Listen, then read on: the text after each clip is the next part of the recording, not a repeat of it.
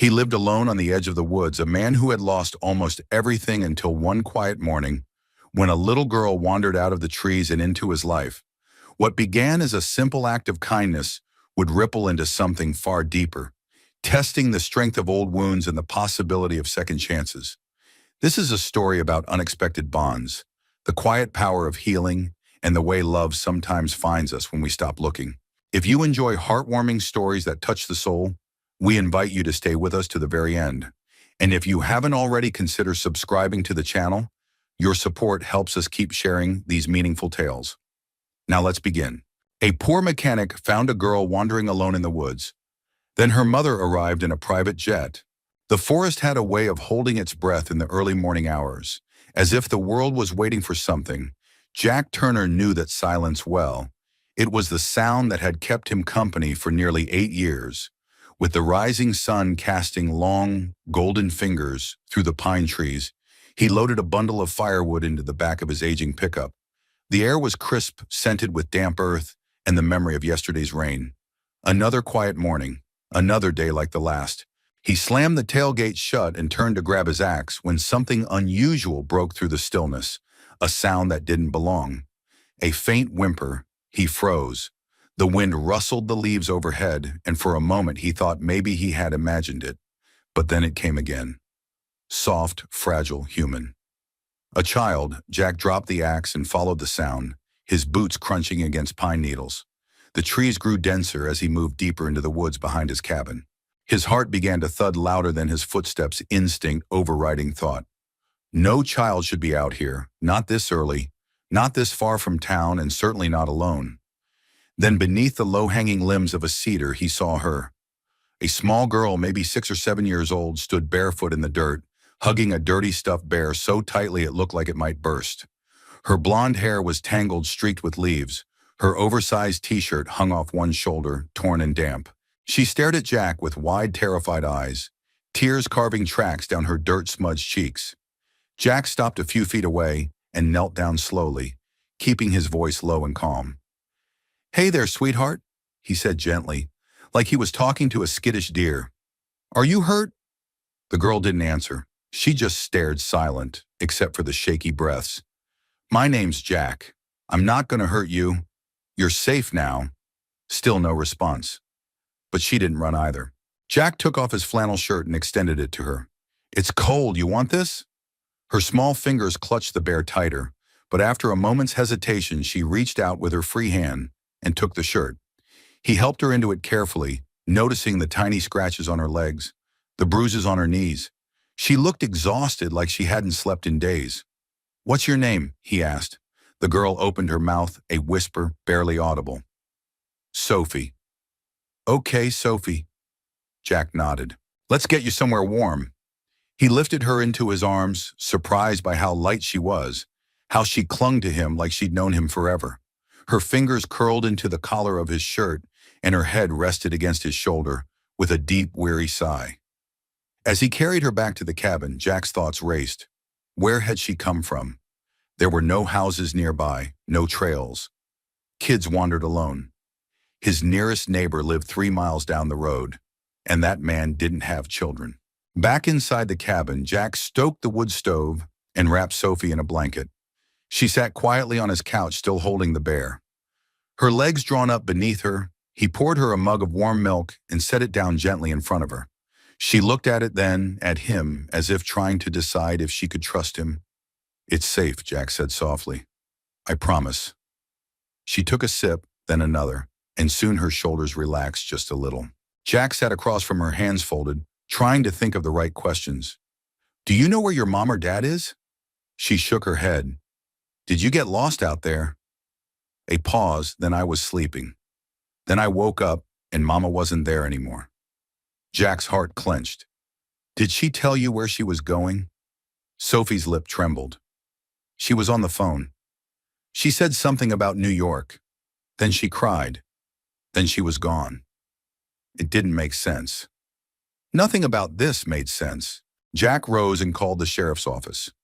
He reported finding a lost child, gave them her name, and described her condition.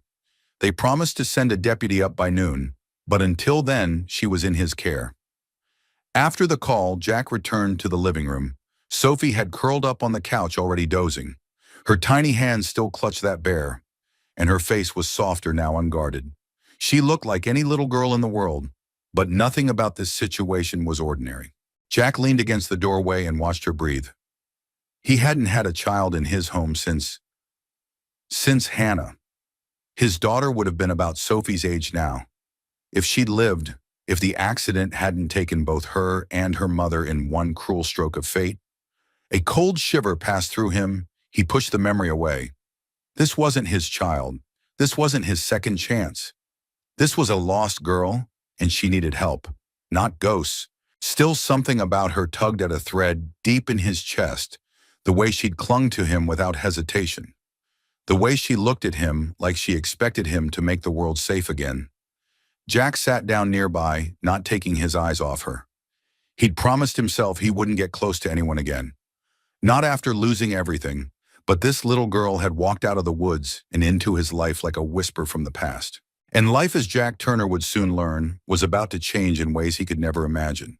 The morning drifted into late noon, and the autumn sun filtered through the cabin's windows, casting warm stripes across the floorboards. Jack kept busy, though his mind stayed with Sophie every second. She was still asleep, wrapped in his blanket on the couch, the bear cradled like a lifeline. Occasionally, she stirred, whimpered, but didn't wake. Jack had already called the local sheriff's office twice more. No missing child report matching Sophie's description had been filed. No one in the nearby towns had reported a girl gone missing. That bothered him more than he cared to admit. By the time he heard tires crunching gravel outside, his jaw was tight with unease. He stepped out onto the porch and spotted a dusty patrol car pulling into the dirt driveway. Deputy Ray Colton, a man with a silver mustache and a reputation for straight shooting, stepped out, pushing his sunglasses up onto his cap. "Jack," he said, eyeing the cabin. "You got a kid in there?" Jack nodded. "Found her out in the woods this morning. She was alone. Barefoot. Looks like she's been out there at least a night or two." Colton grunted. "Mind if I come in?" Jack stepped aside and gestured toward the door. "She's asleep on the couch. Try not to scare her." Inside, the deputy moved carefully, hat in hand. When he laid eyes on the girl, something in his face softened. Jack watched him crouch next to Sophie, study her face, then glance up. "She say anything to you where she's from?" "Not much. Her name's Sophie. Said her mom was on the phone crying about New York, then disappeared, called her Lady in the Sky." "Whatever that means." Colton scratched his chin. "No report fits. Closest thing we got is a drunk who lost a goat 2 towns over." Jack wasn't in the mood for jokes. "You think she was abandoned?" "Maybe, or maybe her mama's looking for her somewhere else entirely." He stood up, sighing. "We'll put out a broader alert, statewide, maybe reach out to the feds if nothing comes up. Until then," he glanced at Jack, "you got room for a guest." Jack blinked. "You mean here? She trusts you more than she trusts strangers at the group home." "You're a vet." Jack clean record. "Decent man. She'll be safer here until we figure this out." Jack looked over at Sophie, still curled up like a wounded fawn. He hadn't expected this. His life was built on solitude, simplicity. He had rules. Damn it, don't get involved. Don't reopen wounds. But then she stirred. Her small hand reached for the bear in her sleep. Her brow furrowed. Jack swallowed. "Yeah, I'll keep her safe." Colton clapped him on the shoulder. "Knew you would." He left shortly after, promising to update Jack if anything surfaced. When the cruiser disappeared beyond the trees, Jack stood on his porch longer than necessary, letting the wind push through his shirt and the silence settle again. Inside, Sophie was awake. She sat up, rubbing her eyes. "Where's the man?" "Gone now," Jack said, kneeling next to the couch. "His name's Ray. He's a friend. He's going to help us find your mom." Sophie's face crumpled. "I want her." I know Jack reached for her hand. "But until we find her, you'll stay here with me." "Is that okay?" She nodded slowly. "Will my mommy find me?" Jack hesitated. "I think she's looking, but it might take a little time." She leaned against him then, without a word. Just leaned her small body into his side like it was the most natural thing in the world. Jack wasn't ready for how much it shook him. That night he made macaroni and cheese, the only kid-friendly thing he had in his pantry. Sophie ate like she hadn't seen food in days. She didn't talk much, but her eyes watched everything.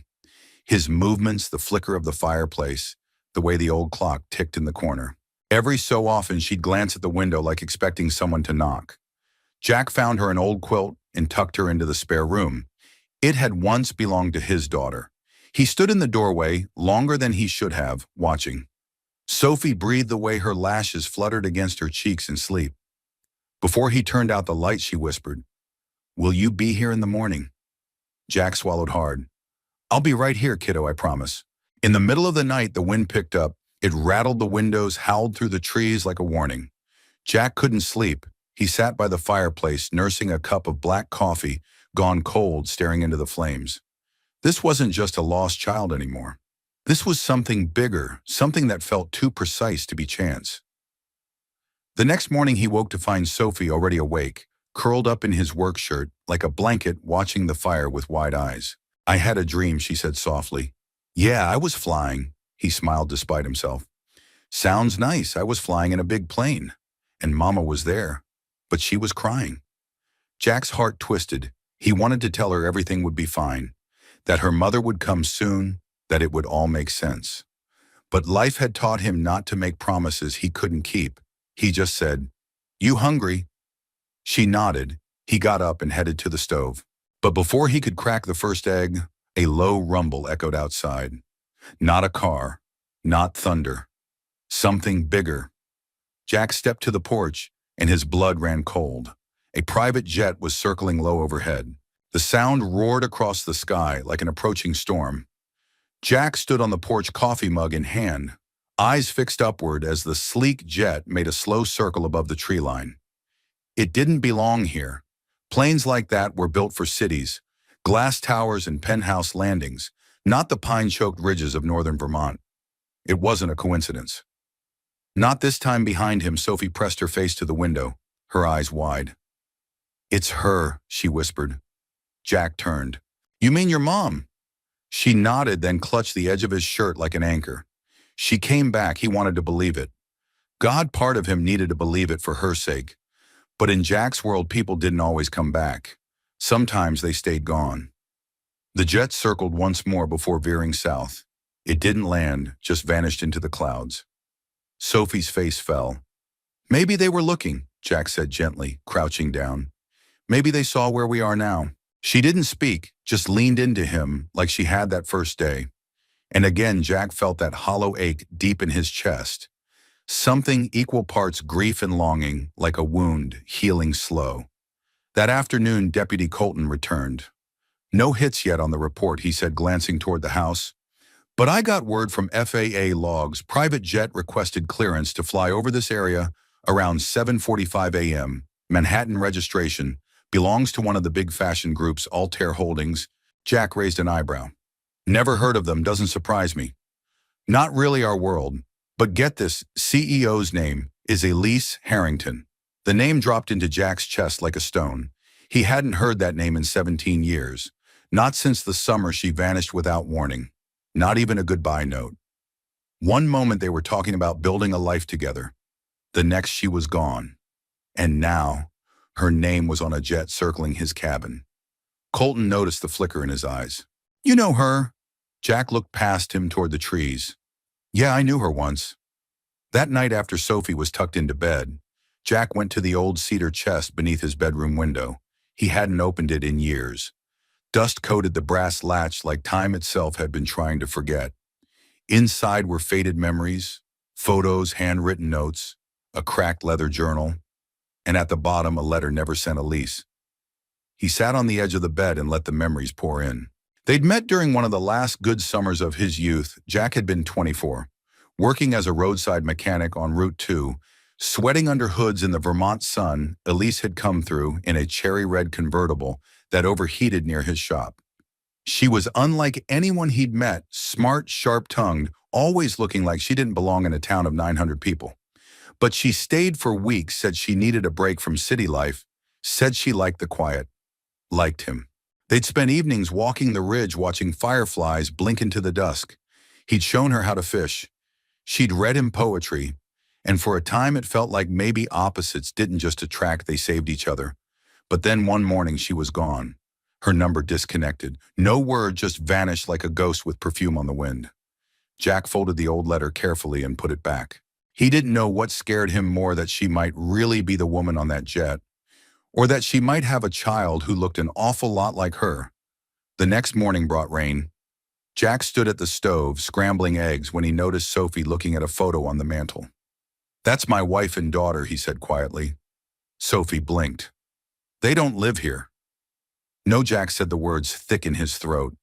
They died. A long time ago." Sophie nodded like she understood something bigger than words. She stepped closer and touched the frame. "They look kind." "They were," Jack whispered. Then she said something that made his spine stiffen. "You were sad like Mama." He turned. "What do you mean?" Sophie didn't look away. Sometimes she sat in the big chair and cried. She thought I was asleep, but I saw. She held a picture in her hand, a man in a garage with dirty hands but kind eyes. The air left Jack's lungs. "What else do you remember?" he asked. Sophie shrugged. "She always said she made a mistake, and that I'd understand someday." Jack tried to steady his voice. "Did she say my name?" Sophie looked up at him and said with utter certainty, "Jack." It felt like the earth shifted under his boots. He had no idea what Elise Harrington had been doing all these years, or what had brought her daughter to the edge of his world. But he was beginning to understand this wasn't an accident. It was the unraveling of a story, long buried one that hadn't finished writing itself yet. The storm rolled in just after noon. Rain came down in silver sheets, soaking the gravel drive and painting streaks down Jack's cabin windows. Inside, the fire crackled as Sophie napped on the couch, wrapped in the same flannel blanket that had comforted her since the day she arrived. Jack stood at the window, arms crossed, watching the clouds churn like something was coming. Something big. He hadn't touched his lunch. His appetite had gone the moment Sophie said Elise's name. He hadn't dared say it out loud, but it was her. It had to be. And if Elise Harrington really was Sophie's mother, why had she been flying over this place? Why hadn't she landed? Why hadn't she come? A deep rumble outside made him turn. It wasn't thunder. Jack stepped onto the porch and felt his breath hitch. A black SUV with tinted windows was kicking up a trail of mud as it wound down the dirt road toward his cabin. It stopped 20 feet from his front steps. The engine shut off. A long, tense moment passed. Then the back door opened. A woman stepped out. Jack knew her instantly, even after all these years, Elise Harrington. She looked older, sharper, like the years had carved their way across her cheekbones and left steel in her gaze. Her hair was pulled back in a sleek bun, and she wore a tailored black coat that somehow looked out of place against the backdrop of pine trees and wet earth. She stood still for a moment, her eyes sweeping over the cabin, the porch, the old Chevy with its half-rusted hood. Then they landed on Jack. Neither of them moved. Jack's pulse thudded in his ears. He didn't know what to say. He didn't know how to feel. Elise took a tentative step forward. Her voice trembled just slightly. "Jack." He opened his mouth, closed it, tried again. "Elise." She nodded, lips pressed tightly. "I didn't know where else to go." His brow furrowed. "You flew a private jet over my cabin. That doesn't exactly say lost." She winced. "I was trying to locate Sophie. I hired a team. The GPS signal on her bear tag went dead around here. I couldn't believe it when they told me." Her voice cracked. Jack's gaze sharpened. That she was found in the woods alone. Elise swallowed hard. "Yes," Jack gestured toward the door. "She's inside sleeping." A flicker of emotion crossed her face. Relief, fear, guilt. "Is she okay?" "She's okay now," Jack said pointedly. "She's been safe here, fed warm. You know, things a 6-year-old should be." Elise flinched. "I didn't mean for her to get lost. I swear to you, Jack." I turned away for a moment. "And what, took a phone call from your board of directors?" Her jaw tightened. "Don't." Jack stepped down off the porch. The rain had eased into a mist. "You left her in the woods, Elise? Do you understand what could have happened?" "I didn't leave her." Her voice broke. "She wandered off while I was trying to get cell service. We were supposed to be at a retreat. I didn't even want to be there. I begged my team to cancel it. She stopped gathering herself. I've barely slept in 2 days. The emotion in her voice wasn't fake, but Jack's heart stayed guarded. "You've had 17 years," he said. "What made you show up now?" That stopped her cold. She looked away out into the trees before answering. "I was wrong about everything. About you. About the life I thought I wanted." Jack felt the old pain rise in his chest. "You walked away without a word. I thought you were dead. I almost was," she said softly. "But not the way you think." A silence fell between them, thick, complicated, electric. Then a sound came from inside, small footsteps, a creak on the floorboards. The door opened and Sophie stood there, rubbing her eyes still in Jack's oversized flannel. She froze when she saw the woman at the bottom of the steps. Mama Elise's face crumbled. "Baby!" She rushed forward, fell to her knees, arms outstretched. Sophie hesitated only a second before she ran into them. Jack watched unmoving as Elise hugged her daughter tightly, murmuring apologies and sweet words into her hair. Sophie clung to her, crying, saying, "I missed you over and over. It should have been a beautiful moment." But to Jack, it felt like watching someone take something away. Something he didn't even know he needed again until he had it. He turned and walked back inside, giving them their moment, but not knowing what it meant for him. Not knowing if he was about to lose the closest thing he'd felt to home in nearly a decade. The cabin had never felt smaller. Jack stood in the kitchen pretending to busy himself with dishes he'd already washed twice. Outside the window, Elise and Sophie sat side by side on the porch swing, one tall, composed but weary, the other small and brimming with the trust only a child could offer so freely. He tried not to listen, but the walls of the cabin were thin, and so were the walls around his heart these days. "I thought I'd never see you again." Sophie said. "I waited and waited." "I know," baby Elise's voice cracked. "I should have never let you out of my sight. Jack found me. He made me grilled cheese." Elise gave a soft laugh, one Jack could barely remember, but still recognized deep in his bones. "Did he? He always did know how to take care of people." There was a pause. "Did you know him before?" Sophie asked Elise. Hesitated. "Yes, a long time ago." "How long?" Elise whispered. "Before you were even a wish." Jack closed his eyes. He had told himself over and over for years that he was over her, that whatever they had was a summer memory, sweet, distant, and best left in the rearview mirror. But she was here now, and every word she spoke brushed against something raw in him. When the screen door finally creaked open, he didn't turn. Jack, Elise said softly behind him, "Can we talk?" He wiped his hands on a dish towel and faced her. "I owe you more than I can say," she began. "For Sophie, for keeping her safe." "I didn't do it for you," Jack replied. "I did it because she needed someone." "I know," she said, stepping further into the room. "That's what makes it even harder to stand here now. Because you're still the man I remember, and I'm not sure I deserve that kindness." Jack leaned back against the counter, arms crossed. "Let's not pretend like what happened between us was small. You left without a word. Elise. You disappeared. You broke me. I know I did." He waited, but she didn't flinch or turn away. Instead, she reached into her coat pocket and pulled out something weathered and familiar. A photograph. She handed it to him. It was a picture of the two of them, taken one July evening, so many years ago. They were sitting on the back of his old truck, fireflies dancing in the frame, her head on his shoulder, his smile wide and careless. "I carried this with me everywhere," Elise said, "even when I hated myself for it." Jack looked down at the photo, then back at her. "Then why did you go?" Elise's voice was quiet but firm. "Because I was scared. I came from a world where everything was planned. Marriages, careers, futures. My father controlled every decision in my life. When I told him about you, he threatened to cut me off, said you were a summer fling, that I was ruining my future." She looked away, shame flickering in her eyes. "I didn't have your strength, Jack. I was 22, confused and too weak to fight. So I left. I let them put me on a plane and send me to New York. I told myself I'd come back, but I never did." Jack's throat felt tight, and Sophie Elise hesitated, then met his gaze. "Do you remember the last night we were together?" Of course he did, every detail.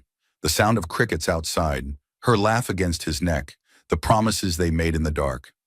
"I found out a few weeks later," she said, "I was already gone.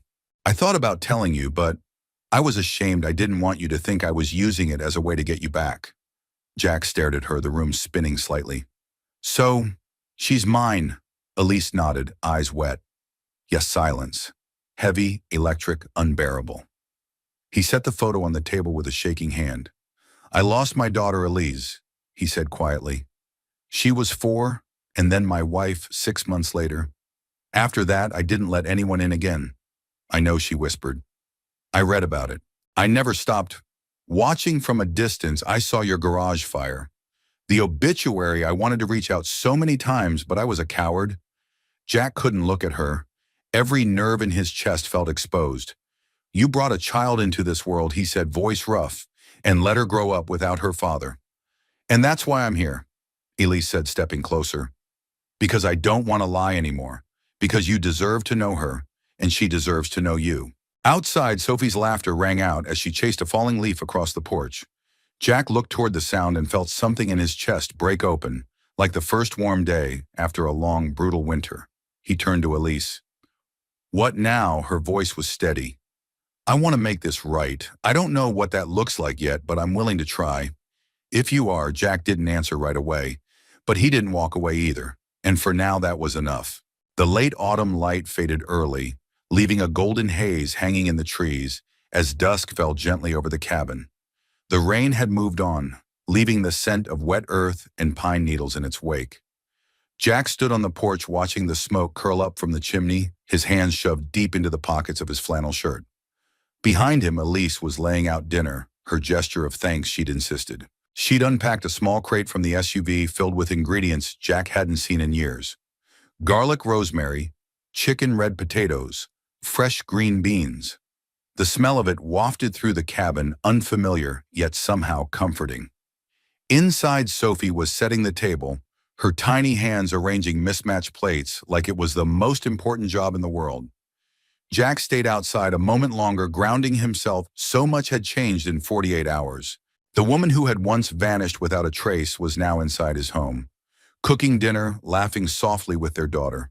Their daughter. The words still felt strange in his mind. Dinner's ready, Elise called, her voice gentle behind the screen door. He turned, nodding, and stepped inside. They ate together at the small pine table in the center of the cabin. 3 place settings, 3 warm plates. 3 very different people trying to find a shared rhythm. Sophie chattered happily between bites, showing off her bear to her mother, telling her how Jack made the best sandwiches ever and how the cabin had a fire that talks. Elise listened intently, her face open, touched with wonder.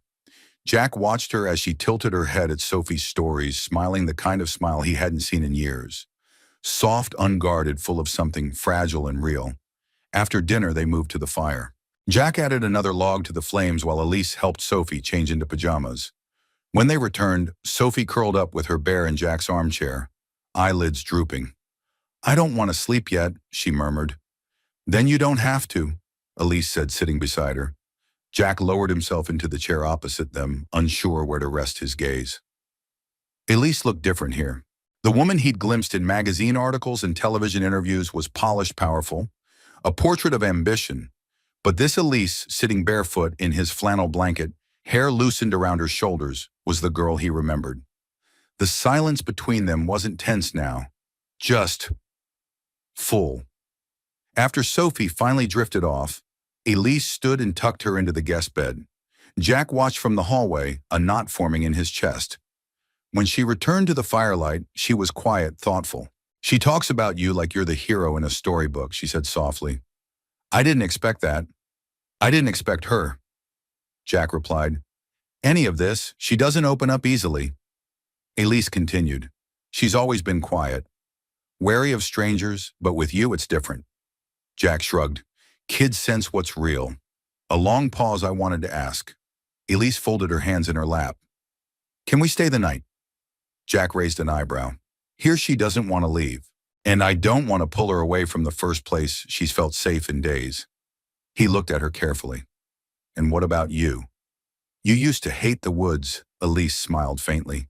Maybe I hated the person I was when I left them behind. He nodded slowly. You can stay. There's space. She exhaled, visibly relieved. Thank you. Jack stood and walked to the old cabinet, pulling out extra blankets and a second pillow. You can take my bed. I'll sleep out here. I'm not kicking you out of your own room, Elise said firmly. He gave a quiet chuckle. Relax, I've fallen asleep in worse places. She looked around. It's peaceful here. It's quiet. Jack agreed. But that's not always the same thing. She met his eyes. I know. He passed her the blankets, their hands brushing for the briefest moment. Electricity, memory, regret. All of it lived in that split second, and neither of them said a word. That night, Jack lay on the couch, staring at the ceiling beams, listening to the wind outside and the occasional creak of the floorboards. Sophie's soft breathing carried from the next room. Somewhere deeper, he thought he heard Elise turn in bed.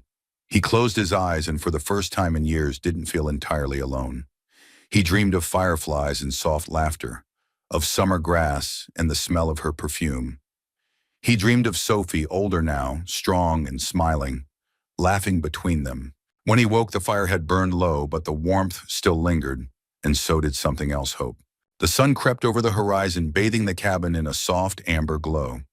Morning light filtered through the trees, streaking across the wooden floor, where Jack stood by the stove flipping pancakes in his cast-iron skillet. The smell of butter and maple syrup filled the kitchen, and for a moment everything felt oddly normal, like this was the life he'd always lived. Sophie padded into the room, rubbing her eyes and dragging her bear behind her.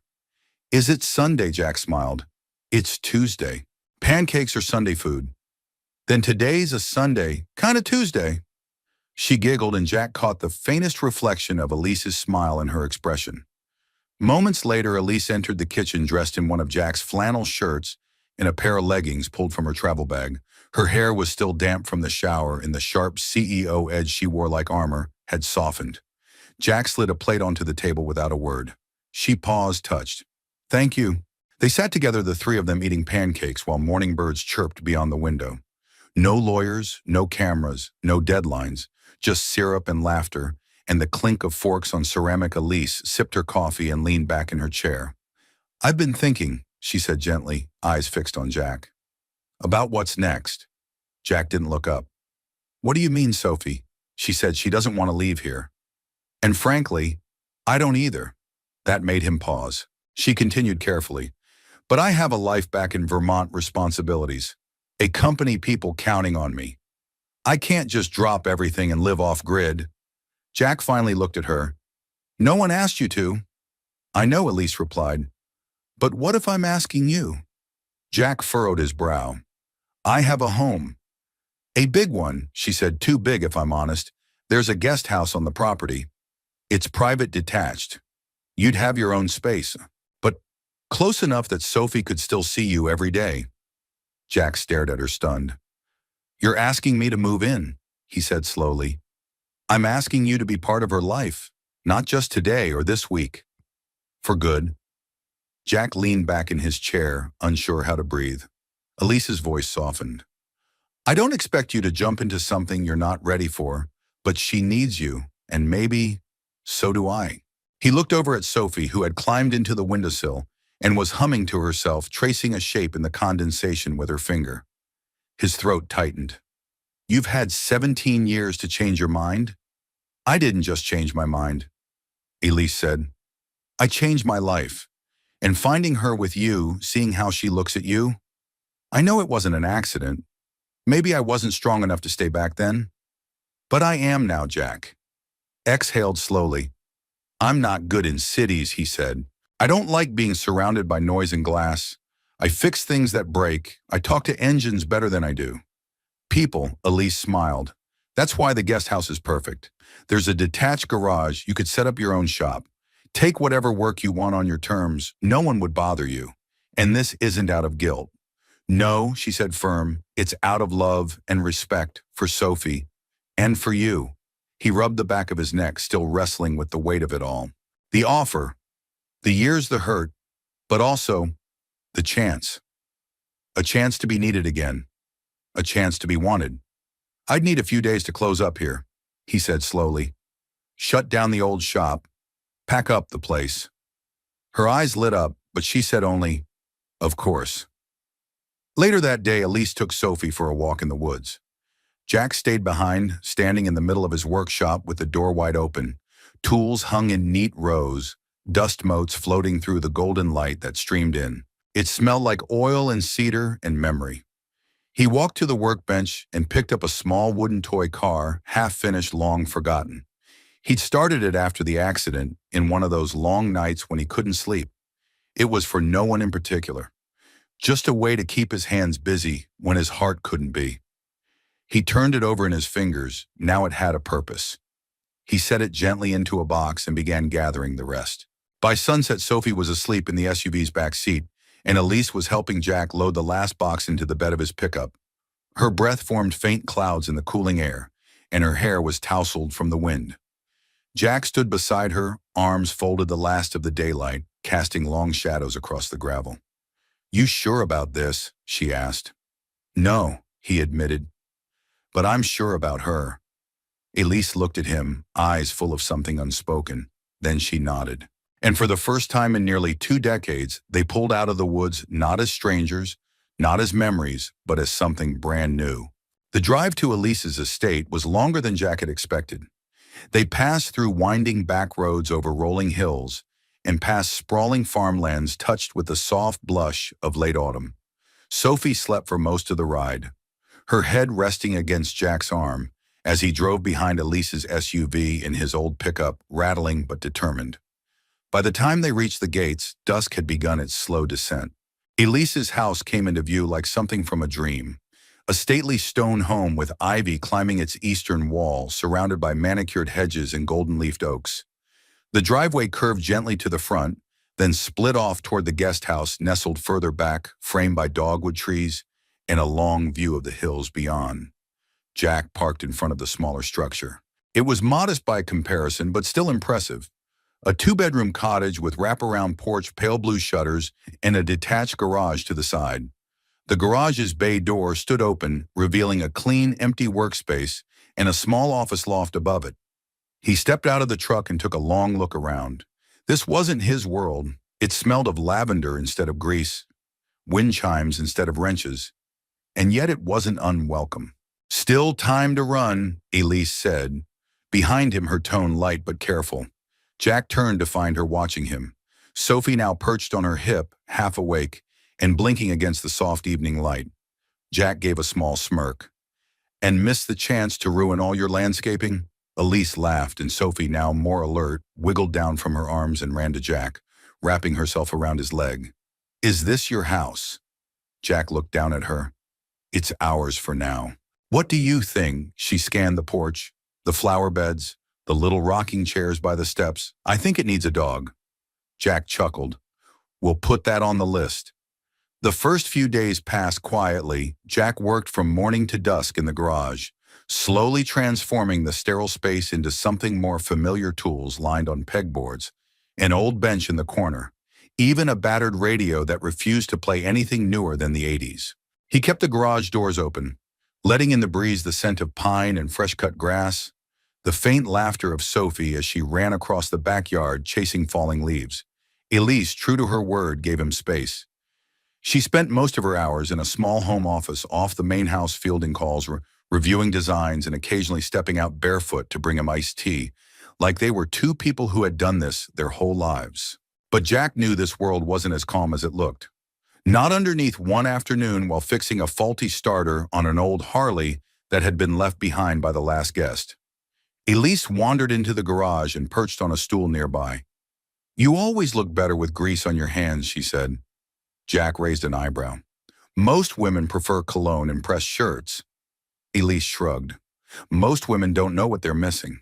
They sat like that for a moment, comfortably close, quietly uncertain. "You seem tired," he finally said. She smiled faintly. "This life wears you down, Jack. It's not all silk and conferences. Most days it feels like trying to outrun a clock that's always 2 seconds ahead. You ever think about stopping all the time?" she said, meeting his eyes, and then I did. When Sophie disappeared, for the first time in my life, nothing else mattered. Not shareholders, not contracts, just her. Jack set down the wrench and wiped his hands. "That's how I felt the day you left." Elise's face softened. "I know." He studied her for a moment, searching for the right words. "This place," he said, gesturing to the estate. You built it alone. She nodded piece by piece. I used the pain as fuel. My success came from never wanting to feel powerless again. Jack admired that, but he also saw the cost in her eyes. She leaned forward, voice quieter now, but it didn't give me peace. Not like those few weeks with you did. Not like what I see when you and Sophie are together. He didn't respond right away. He looked out the open garage bay where Sophie was lying in the grass, building tiny stick forts for her bear. The golden light spilled across the lawn, framing her like a painting. She's the best thing we ever made, Jack said. She's the best thing I ever did, Elise whispered. They didn't need to say anything more. The moment stretched between them, not heavy, not awkward, just honest. And sometimes that was enough. That night, Jack sat on the porch of the guest house, sipping coffee and watching the stars come out, one by one. Sophie had fallen asleep with a book clutched to her chest, and Elise had returned to the main house hours ago after dinner. But something lingered. Not tension, not longing, possibility. He looked out over the property at the life quietly unfolding around him.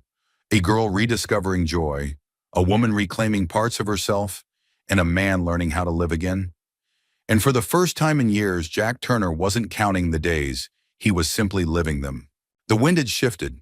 There was something about October air that seemed to carry the weight of memory, cool and crisp, like a breath you held just a moment too long. Jack noticed it that morning as he walked from the garage to the main house. A toolbox in one hand, a thermos in the other. Sophie had asked him to fix the squeaky hinge on her bedroom window. "It makes ghost sounds at night," she'd said with a grin. Jack smiled at the thought as he stepped inside the house. Elise was on a call in the sunroom, her voice low but poised while Sophie colored at the kitchen table. Tongue poked out in concentration. "You working hard?" he asked. She held up her drawing.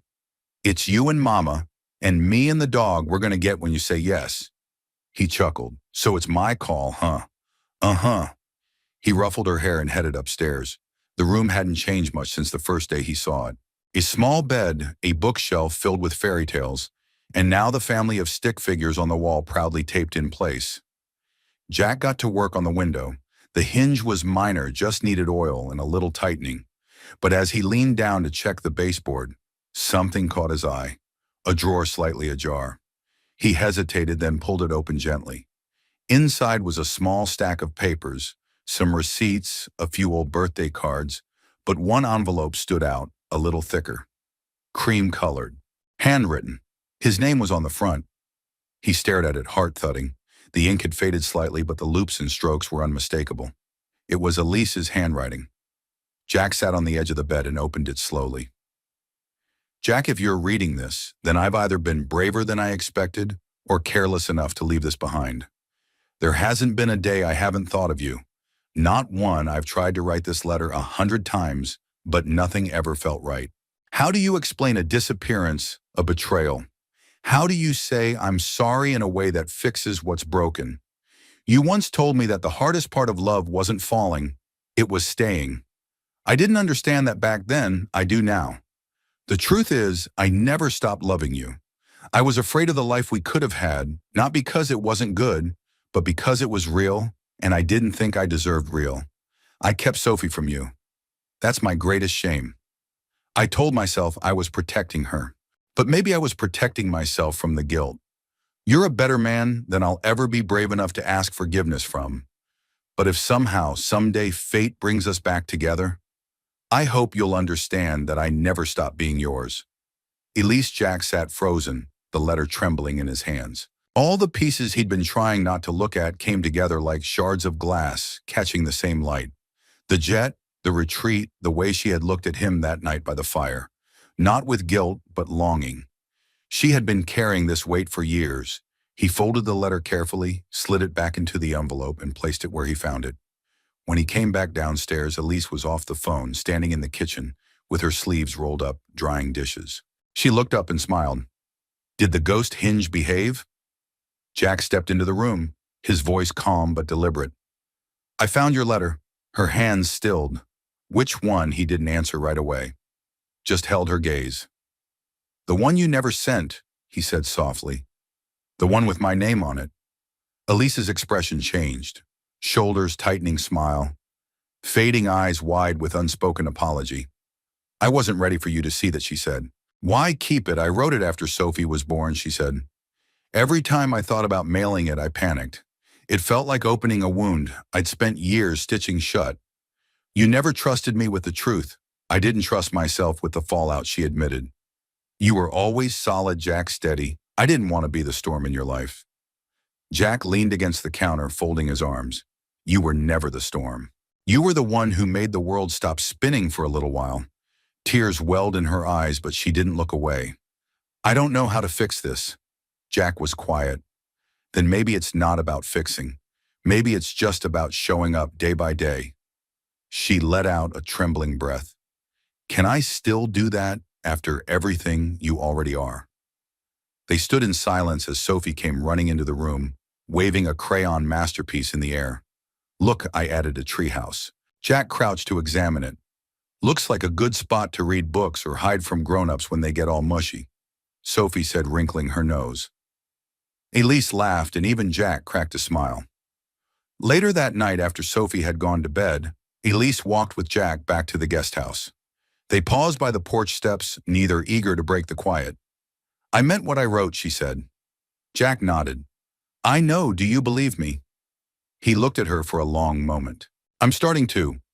Then for the first time in 17 years, Jack reached out and took her hand. Not as a symbol of forgiveness, not yet, but as something far more enduring. A beginning. The first snow arrived early. By mid-November. A soft dusting covered the hills like powdered sugar, clinging to tree branches and rooftops. Sophie awoke to it with pure delight, pressing her hands against the window pane and shouting for Jack to come see. He did, of course, half asleep and still wearing yesterday's thermal, but smiling all the same. The house had begun to settle into a rhythm. Mornings filled with cocoa and backpack zippers, afternoons with homework and oil-stained gloves, evenings with 3 chairs at the dinner table and one flickering fireplace between them. And yet Jack could feel it, an invisible line under his feet, one that separated where he came from and where he stood now. That line made itself known the day Elise offered to buy him a new lift for the garage. You need better equipment, she said, scrolling through options on her tablet at the breakfast table. That thing you're using is a museum piece, and a dangerous one. Jack sipped his coffee slowly. It still works. Barely. I've worked with less. I know, she said, not unkindly, but you don't have to anymore. He looked up, locking eyes with her. That's just it, Elise. I don't want to owe you. You don't. You say that now, but someday it won't feel like a gift. It'll feel like a weight. And I've carried enough of those. She exhaled and set the tablet down. This isn't about a lift, is it? Jack leaned back in his chair. It's about not becoming a charity case in the house where my daughter sleeps. Elise winced visibly. You think that's how I see you? I think it's easy for a line to blur when one person holds the deed. The room went quiet except for the ticking clock above the stove.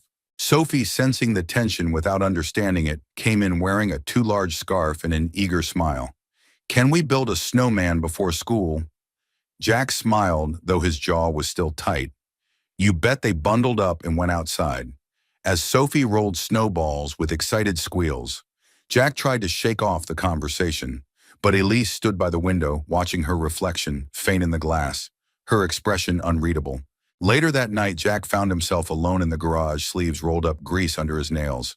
The silence soothed him, but it didn't quiet his mind. He wasn't ungrateful. Elise had offered him more than a place to stay. She'd opened her life, her past, her heart, and still, the ghost of pride whispered in his ear, "You don't belong here." He reached for a socket wrench but stopped short when he saw her silhouette at the door. She stepped inside, arms crossed against the cold. "I'm sorry," she said. "For earlier, I didn't mean to make you feel like you don't have control." Jack wiped his hands on a rag. "I've been poor most of my life, but I've always had dignity. It's the one thing I knew was mine." "I know," she said softly, "and I don't want to take that from you, but I also need you to understand something." She moved closer. "When I offer you something, it's not because I think you can't do it on your own. It's because I want to build something with you. Not for you, with you. That's not charity, that's partnership." Jack let the words settle, then he nodded slowly. You don't make this easy. You know, I'm not supposed to, she said, smiling gently. I'm making it real. He set the wrench down and leaned against the workbench. So, partnership. Right. You know that means I get to argue with you and say no. I'd be worried if you didn't. Jack studied her in the pale light. She looked tired but not fragile, worn but not weak. She was the same woman who had left him, and the same woman who had come back. A contradiction he was learning to understand. I can build something here, he said, but it has to be on my terms. Then let's find those terms together. That weekend they drove into town for supplies together. People stared. Whispers buzzed at the diner and the hardware store. Elise Harrington, the business queen of Vermont, and Jack Turner, the reclusive mechanic, side by side with a child between them and snowflakes clinging to their jackets. Some nodded politely, some didn't know what to say, but it didn't matter. What mattered was Sophie beaming as she picked out paint for a new treehouse. What mattered was Elise sliding her hand into Jack's while they waited in line at the lumberyard. What mattered was the unspoken truth that love once broken was slowly being mended with splinters and nails. Later, as Jack loaded the truck bed with boards and beams, Sophie looked up at him and asked, "Are you staying forever?" He crouched to her level and placed a hand on her shoulder. "I don't know what forever means," he said honestly, "but I'm not going anywhere today." She smiled. That's enough, and for the first time he believed it was. The storm came without warning. 1 minute the sky was a pale blue canvas stretched clean above the Vermont hills. The next a band of charcoal clouds surged over the horizon, swallowing the sun. Jack stood beneath the treehouse frame in the backyard, a hammer in hand when the first rumble shook the air. "Sophie," he called instinctively, dropping the hammer and scanning the yard. No answer. "Elise," he shouted toward the house. The back door creaked open. Elise appeared, clutching her phone. "I can't find her. She's not in her room." Panic clenched in Jack's gut.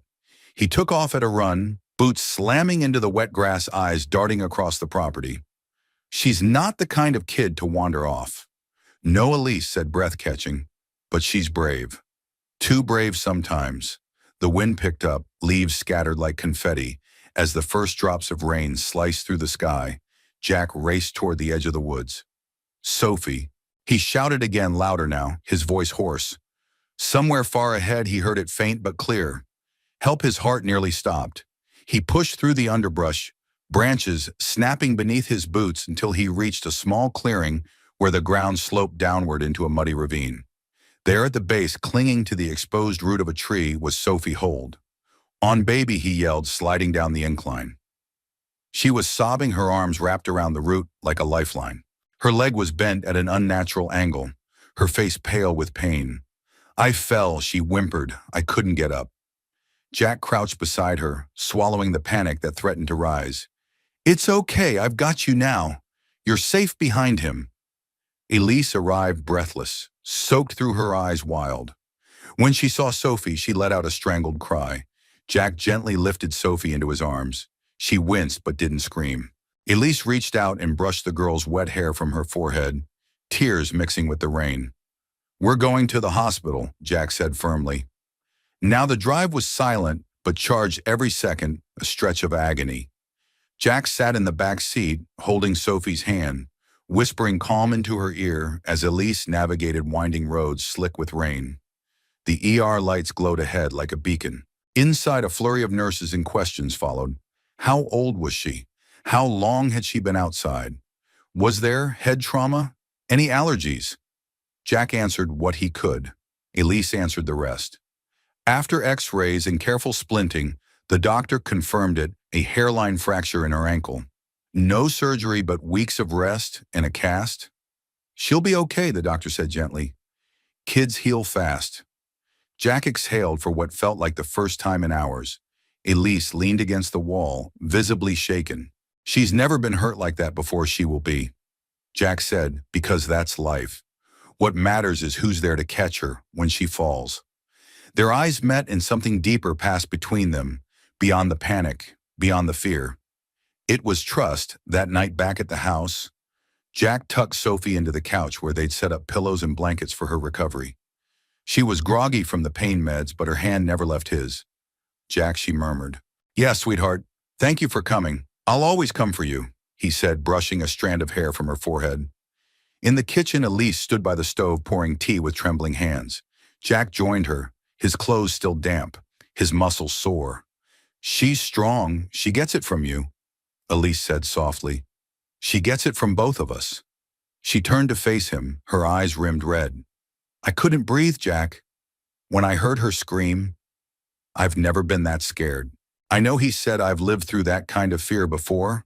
He paused, then added, "That's why I can't live in the middle anymore." She blinked. "What do you mean?" "I mean, I need to know what this is. Us, Sophie. This whole life we've been stitching together." He leaned against the counter, voice steady. "I love her and I love you, but I need to know that I'm not just some guest passing through your world." Elise took a slow breath. Then another. She set the teacup down carefully, deliberately. "You're not a guest, Jack," he studied her. "I want you in this life," she said, "not as an outsider, but as someone who belongs. Sophie already sees you as her father, and if you asked her, she'd say you always were." He swallowed hard. "And what about you?" he asked. "I've loved you for half my life," Elise said. "I tried to forget it, tried to bury it under work and cities and excuses. But today when I saw you climbing down that ravine without a second of hesitation, I knew you never left my heart." She took his hand. "And if you're willing, I want to start again. Not where we left off, but right where we are." The room fell into silence, warm, sacred silence. Then Jack nodded slowly and with a small, tired smile said, "Then let's build something. We don't have to run from outside." The storm had passed. The stars were returning one by one. And so were they. The spring came slow and gentle, like a secret unfolding. Snow melted from the eaves of the guest house, revealing mossy stones, and last year's ivy starting to reach once more. The trees budded with promise, and the hills rolled green and open. Under skies that stretched for miles, Jack stood on the porch in his usual flannel, holding a coffee cup warmed more by habit than need. Below in the backyard, Sophie hobbled through the grass in her neon-pink cast, laughing as their newly adopted golden retriever, Rufus, raced circles around her. A makeshift ramp led from the porch to the yard, a project Jack had insisted on finishing himself. Inside, Elise hummed to a Ray Charles record as she stirred pancake batter. It had become tradition. Sundays were pancakes, music, and long, lazy mornings. Dogs winning again. Jack called, sipping. Sophie looked up and shouted, "That's 'cause he cheats." Elise appeared beside Jack, slipping her arm around his waist and leaning into him. "He only cheats because he knows she'll forgive him." "Smart dog," Jack said, pressing a kiss to her temple. She looked up at him, warm and steady. "So are you?" They decided not to make any grand declarations. No courthouse wedding, no engraved invitations, no public announcements. They didn't need them. Instead, they built a life quietly, day by day, board by board, laugh by laugh. A few weeks after Sophie's injury had healed, Jack had started drawing up plans. He didn't say much, just worked in his garage late into the evenings. And one day, Elise followed him to the edge of the property where the pine trees began to thicken. There, framed by wild ferns and the song of chickadees, stood the skeleton of a cabin. Elise gasped. "You're rebuilding?" she asked. "Not rebuilding," Jack said, brushing sawdust off his jeans. "Starting fresh, it's not the place I lost, it's the one I want to grow old in." She took his hand and didn't let go. By midsummer, the new cabin was nearly complete, smaller than Elise's estate, but full of character, wooden beams reclaimed from an old barn, windows that faced the sunrise, a kitchen with wide counters, and a well-worn apron sink. More than once, Sophie had helped paint the walls, getting more color on herself than the brush. Jack didn't mind. He said the handprints made it more ours. One evening after Sophie had gone to bed, Lise stood in the unfinished living room, barefoot on the cool wooden floor. Jack was on the ladder adjusting a light fixture when she called to him. "Do you think this place will last?" He looked down at her, then stepped off the ladder and crossed the room. "I think everything we've built here, this house, this life, it's not about lasting," he said. "It's about being worth it one day at a time." She nodded, eyes shimmering. "Then it already is." By fall, they'd moved in. The main house still stood, but it belonged more to memory now. a chapter closed with grace. Elise had stepped back from her CEO duties, passing the reins to a trusted partner, while she focused on something new, a program that provided safe retreats for women and children in crisis, an idea born from the time she nearly lost everything and the man who helped her find it again. Jack opened a community garage 2 towns over. Not large, but busy enough to keep his hands occupied and his mind clear. He took apprentices, mostly teens who had been overlooked elsewhere. He called them the second chancers. At the heart of it all was Sophie. Her caste long gone, she ran barefoot through the fields reciting poems from memory and talking to Rufus as if he understood every word. She still called Jack by his name, but when someone once asked if he was her dad, she'd answered without blinking. Of course he is, he just got here late. One evening, as the sun dipped low and set the trees on fire with golden light, the three of them sat around the fire pit Jack had built from stone. Sophie roasted a marshmallow, Rufus curled at her side. Elise leaned against Jack, her head on his shoulder, fingers tangled in his. "You ever think about how all this started?" she asked softly. "Every day," he said, "one step in the woods, one small voice, one girl in need, and one man who listened," she added. Jack smiled. "She saved me too, you know." Elise tilted her face to him. "We all saved each other." A quiet fell over them, deep and content. Above the stars blinked into place. The fire crackled, Sophie giggled as her marshmallow caught flame, and Jack gently blew it out for her. It wasn't dramatic, it wasn't perfect, but it was home. And sometimes the most extraordinary stories aren't the ones shouted across the world, but the ones whispered between people who choose each other again and again, no matter the cost. In a world full of noise, they had found something rare: stillness, love, and a place where they all belonged. We'd love to hear from you. Where in the world are you watching from? Share your thoughts about the story in the comments below. If this tale touched your heart, inspired you, or simply gave you a moment of peace, please consider subscribing to our channel. We share stories like this every week, stories of love, redemption, and the quiet power of kindness. From all of us here, thank you so much for watching. Your time and presence mean more than you know. Until next time, take care and keep believing in the good.